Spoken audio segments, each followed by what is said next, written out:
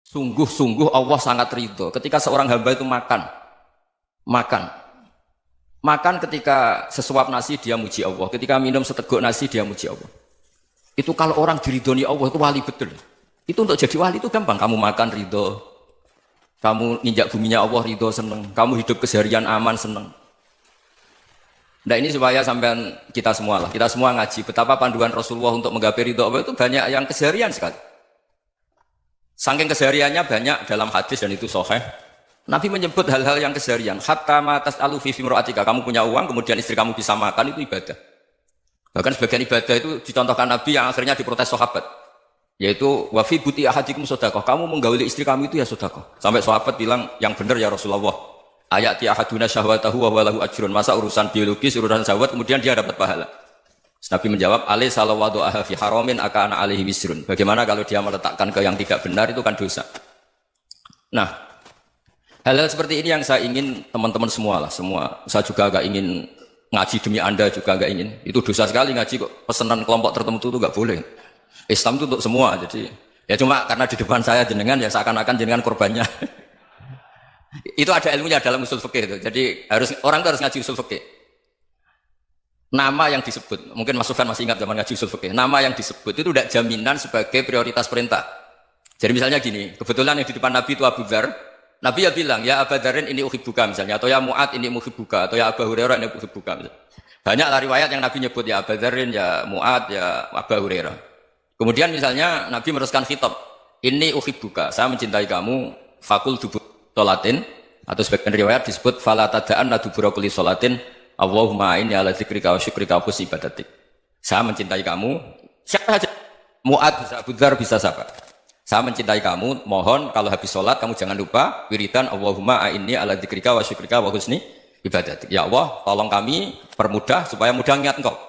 Anda tidak bisa mentang-mentang. Wong nama saya Parmin. Nama saya Purnomo itu yang diperintahkan Mu'ad misalnya. Jadi yang disebut satu, tapi khitab itu untuk siapa saja.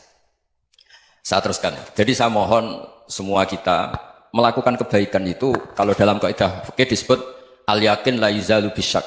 Banyak kebaikan yang kebenarannya itu 100%. Tidak punya efek samping ke pihak lain, ke kelompok lain, ke komunitas lain. Yaitu tadi misalnya Anda makan dan itu murah sekali, hanya butuh satu piring. Setiap punyaan kamu muji Allah, setiap minum kamu muji Allah. Itu redaksinya Rasulullah SAW disebut Allah sangat ridho ketika seorang hamba makan kemudian dia memuji Allah. Atau minum, kemudian dia memuji Allah. Logikanya gampang. Negara seperti ini yang kamu harapkan bentuknya kayak apa, mertua, ipar, komunitas, tetangga. Itu nyata terjadi, itu kan belum pasti. Sementara yang mesti terjadi adalah kamu butuh makan, kalau tidak mati. Butuh minum, kalau tidak mati. Butuh bumi yang nyaman ditempati, kalau tidak kita juga mati. Sebab itu Allah kalau menyebut nikmatnya itu hal-hal yang keseharian. Alladzi at'amahum min ju'. Allah itu siapa? Allah itu yang menciptakan kamu bisa makan. Tidak berlebihan. Allah itu yang menciptakan kondisi sosial itu ideal. Zaman Nabi itu ya ada orang munafik. Orang-orang pilihan Allah itu juga diuji orang sekelilingnya yang macam-macam. Semua diuji sesuai konteks zaman dan waktu. Nah, tapi ada ibadah-ibadah yang selalu disarankan Nabi. Sampai Nabi itu pernah ditanya, ayul Islam ya khairun ya Rasulullah. Islam terbaik itu gimana? Jawabannya Nabi itu unik. It'amut to'am. Islam terbaik itu ya makan-makan, yang santai-santai. Ketika Allah menyebut beberapa kebaikan, falak tahamal akobah, wa ma adrokan apa? Mal akobah. Terusannya apa? Fakku rokobah. Terusannya apa? Au it'amun fiyaumin di masubaya. Itu acara makan-makan itu juga Islam. Kenapa? Ya bayangkan kalau tidak ada makanan, kita mati kan? Kondisi sosial tidak ideal itu Anda masih gak apa-apa. Tapi kalau Anda tidak makan, Anda tidak minum, kamu punya istri cerewet masih bisa hidup, punya mertua cerewet masih bisa hidup. Tapi kalau tidak makan bisa mati. Berarti penting mana istri sama makan? Penting mana? Makan. Semoga istri Anda dengar. Nanti kamu disuruh makan tapi pulang deh. Itu kalau dibahasakan makan masih memahami. Penting mana nasi satu piring dengan istri. Nggak ada nasi mati, nggak ada istri belum mati. Penting mana? Gak berani jawab kan? Nah, ternyata Anda tidak garang kan di depan istri. Jadi saya mohonlah, mungkin Mas Sufyan Sauri tadi yang bisa bantulah. Teman-teman tuh ngaji yang keseharian saja. Karena kita nyari ridha Allah itu berdasar firman Allah. Dan firman Allah itu menyebut keseharian itu riang, gampang. Yaitu tadi misalnya wa min ayatihi manamukum billaili wan nahar. Termasuk ayat-ayat Allah itu kamu tidur. Maka dulu itu ada guyonan, ada tokoh Mu'tazilah, kelompok dalam Islam yang berpikir Manusia itu bisa menentukan ikhtiarnya sendiri. Karena saya bisa duduk, ingin berdiri, berdiri. Karena kelompok ini nggak terima kalau semua kehendak Allah, nanti bagaimana kalau semua kehendak Allah kok ada hisab ya, ada sanksi. Lucunya itu, dia akhirnya, ini cerita ya, mencintai seorang perempuan, cantik sekali. Dan itu dia menjadi ahli sunnah itu oleh hal-hal yang sepele. Karena istrinya cantik, ya namanya suami istri hubungan intim. Terus ditanya, Mas, masih ingin lagi? Masih. Silahkan diulang lagi. Wah ya tidak bisa. Katanya manusia bisa menentukan yang diinginkan. Itu tobat itu. Itu nggak bisa ditobatkan Mas Sufyan Ats-Tsauri. Orang cantik yang mudah nobatkan orang itu orang cantik. Segampang itu. Akhirnya kita tahu. Makanya kalau dalam kitab Hikam itu disebut al-aqil mayakul madza yaf'alu wa hubi wal ghafil mayakul madza af'al. Orang yang punya akal karena sadar ini wilayah Allah, semua milik Tuhan. Itu dia tiap hari berpikir, besok Allah akan melakukan apa terhadap dunia ini. Kamu merencanakan sesuatu mau plesir ternyata gempa. Mau wisata ke Rusia ternyata perang. Kamu tidak pernah tahu apa yang akan terjadi besok. Wa ma tadri nafsum madza taksibu ghadan. Tapi Anda semua kita ini sering punya jadwal permanen. Makanya saya kalau diundang siapa saja, bisa takdir. Yang jelas Gus ini acara penting. Ya masih acara penting nak pengiran ngersakno piye. Kok ape dadi pangeran ya kamu kok mau jadi Tuhan. Itu kadang ya kiai. Penting Gus acara ini jenengan harus memastikan bisa. Loh kamu itu yang ngajarin tauhid, sesuatu itu biadillah kok bilang-bilang apa pasti. Kalau maksa terus tak tobatkan kamu kata saya. Ya kalau gitu Gus bilang insya Allah. Wah itu hati saya, fisik saya, roh saya sudah bilang insya Allah. Tidak usah kamu latih kata saya. Nah hal-hal tauhid keseharian itu gampang sebetulnya.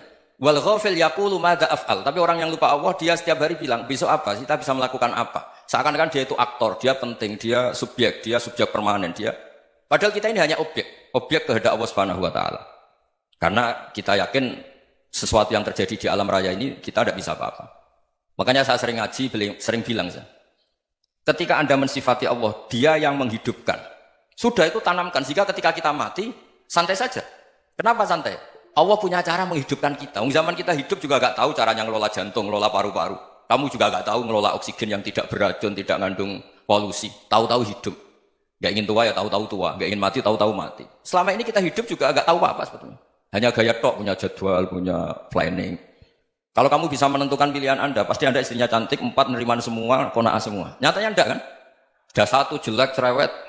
Oh itu kan, nyatanya enggak bisa apa-apa Anda kan? Dan kamu bawa mati lagi. Itu kan, istri Anda juga gitu, punya keinginan, punya suami yang ganteng, yang jabat, yang neriman, yang enggak poligami. Ya enggak kesampaian juga.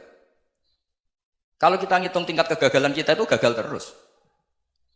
Ya kan? Nah, terus ingat Allah, madza yaf'alu wa hubi. Orang yang punya akal selalu berpikir Allah itu menghendaki apa terhadap saya. Lalu sama-sama orang melihat orang yang serius. Itu kata Anda itu pemikir berat, serius. Senang punya tokoh yang meremut karena kamu anggap serius. Tapi sebagian orang anggap orang yang serius itu wong meremut, wong masam, wong muka kok ditekuk. Jadi sama itu hati yang muqallibal qulub tsabbit qalbi ala dinik. Karena kita enggak tahu cara berpikir kita tentang orang lain, tentang sekeliling kita. Misalnya kita orang baik yang jenis ngurmat fakir miskin. Ada orang bangun masjid mewah itu janggal. Apa artinya masjid mewah kalau banyak orang kelaparan? Tapi kalau yang jenis pendidikan apa artinya masjid mewah kalau tidak bisa ngaji? Nanti yang jenis infrastruktur apa artinya ini kalau semuanya punya sudut pandang yang berbeda-beda. Dan Islam mengapresiasi semua kebaikan. Tapi katakan semua kebaikan itu adalah kehendak Allah Subhanahu wa taala. Karena apapun baik Anda itu pakai fasilitas yang diberikan oleh Allah Subhanahu wa taala. Sehingga ini yang disebut qulillah sumadarhum fi khawdihim yal'abun. Ya kembali tadi ke tema-tema bahwa keseharian Anda ini sudah Islami. Saat Anda tidak bisa melakukan apa saja. Saya sering ada jenazah, biasanya kalau tetangga meninggal saya sering disuruh ngelepas. Saya bilang orang ini baik. Karena sering ngelamun di rumah, sering nganggur di rumah. Ditanya sama anaknya, kenapa Gus nganggur baik? Ya kalau dia nganggur artinya juga agak berbuat sesuatu yang maksiat kan? Ya kan? Orang nganggur di rumahnya ya tidak bunuh orang, tidak maling, tidak korupsi. Ya namanya nganggur di rumah. Lah cuma istri cara pandang nganggur gak menghasilkan uang itu. Tapi juga gak menghasilkan kriminal kan? Jadi sebenarnya Islam itu makanya kalau sampai ngaji usul fikih itu ada kitab usul fikih namanya Lubul Usul. Itu terkenal sekali di pesantren itu. Itu kalau ngapresiasi keseharian itu luar biasa. Izma min mubahin ila wa yatahaqququ bihi tarku haramimma. Karena keseharian yang mubah saat Anda lakukan itu ada kehebatan yang luar biasa yaitu meninggalkan haram. Makanya dulu banyak orang-orang alim ketemu temannya itu guyon sampai semalaman. Itu biasanya yang semangat Islam itu kiai kok udah tahajud, kiai kok udah witir. Orang yang sedang mapan uangnya banyak, malam itu udah kelayaban itu sudah luar biasa. Melawan nafsu supaya tidak maksiat itu sudah luar biasa. Supaya lupa guyon sama temannya semalaman sampai subuh. Gojlok-gojlokan kenang zaman miskin, zaman kuliah nggak jelas, zaman apa. Melihatnya jangan takut tahajud. Seperti ini meninggalkan tahajud, tapi meninggalkannya ini talqul muharramat. Jadi kayak apa hebatnya? Sehingga Imam Ghazali punya riwayat yang agak unik. Hatta takuna ibadatu akhiri hadil ummah iku an-naum. Sehingga suatu saat ibadah terbaik umat ini itu tidur. Itu kan riwayat kontroversi. Ketika Imam Ghazali tanya, kenapa iya? Kenapa kamu mulai keluar dari rumah itu sudah banyak maksiat? Melihat perempuan yang enggak mahram, melihat fenomena. Tapi kalau kamu tidur itu enggak melihat apa-apa. Tapi juga kamu jangan menganggap tidur itu ibadah betul. Saatnya melakukan berdoain malah masih tidur. Tapi itu sudut pandang yang menjadikan kita Islam itu gampang. Jadi saat Anda tidak bisa aktivitas apa-apa, misalnya ada beberapa orang yang lumpuh. Lumpuh itu memang enggak bisa Jumatan, enggak bisa ibadah, tapi dia juga enggak bisa maksiat. Tidur itu memang Anda saat itu tidak bisa tahajud, tidak bisa witir. Tapi saat itu ada zina, ada maling, tidak gosipkan orang, tidak bully orang, tidak menanamkan kebencian, tidak hasut. Sehingga tidur menurut Allah Ta'ala, wa min ayatihi manamukum billaili apa? Wan-nahar. Karena di tidur itu selain ada unsur istirahat, jaga kestamina, juga ada unsur meninggalkan beberapa keburukan. Nah saya mohon ibadah yang keseharian ini kita jaga.